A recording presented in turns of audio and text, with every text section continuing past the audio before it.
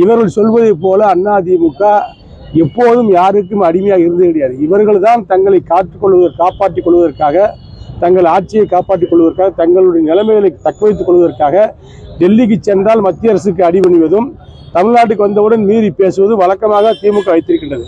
ஆகவே அடிமை யார், அன்போடு இருப்பவர் யார் என்பது தமிழ்நாட்டு மக்களுக்கு தெரியும். நாங்கள் அதிமுக பிஜேபி ஒரு அன்பான கூட்டணி. திமுக வைத்திருக்கின்ற காங்கிரஸ் கூட்டணி தான் ஒரு அடிமைத்தனமான கூட்டணி. இது இன்றைக்கு தமிழ்நாட்டு மக்கள் உணர்ந்திருக்கிறார்கள். ஆகவே தேர்தல் நேரங்கள் இது போன்ற வதந்திகளை, இது போன்ற குற்றச்சாட்டுகளை சொல்வது திமுகவுக்கு வழக்கம். இதெல்லாம் மக்கள் ஏற்றுக்கொள்ள மாட்டாங்க.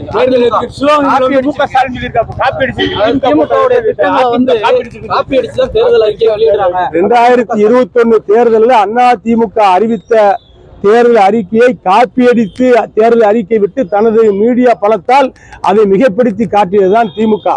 நாங்கள் அதிமுகவுடைய தேர்தல் அறிக்கையெல்லாம் தமிழ்நாடு முழுக்க இருக்கின்ற மக்களிடத்திலும் சமூக ஆர்வலர்களிடத்திலும் எங்களது தேர்தல் அறிக்கைக்குழு போய் பார்த்து பேசி அவருடைய கோரிக்கைகளை, மனுக்களை பெற்று அதை பொதுச்செயலாளர் படித்து பார்த்து அதற்கான ஒரு தேர்வுக்குழு முடிவு செய்ததைத்தான் எங்களது பொதுச்செயலாளர் தேர்தல் வாக்குறுதியாக அறிவிக்கிறார்.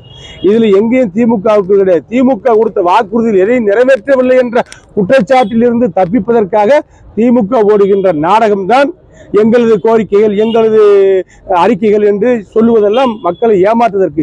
இனிமேல் தமிழ்நாட்டு மக்களை திமுக தலைவராலோ, திமுக கட்சி தலைவர்களாலோ, திமுக கட்சியாலோ ஏமாற்ற முடியாது. இந்த தேர்தல் திமுகவுக்கு மிகப்பெரிய தோல்வியை கொடுக்கும். அதிமுக மிகப்பெரிய வெற்றியை பெறும். எடப்பாடியார் முதலமைச்சராக வருவார். பிளே ஸ்டோர் மற்றும் ஆப் ஸ்டோரில் இருந்து பாலிமர் செயலியை QR கோடு மூலம் பதிவிறக்கம் செய்யுங்கள். செய்திகளை உடனுக்குடன் பெறுங்கள்.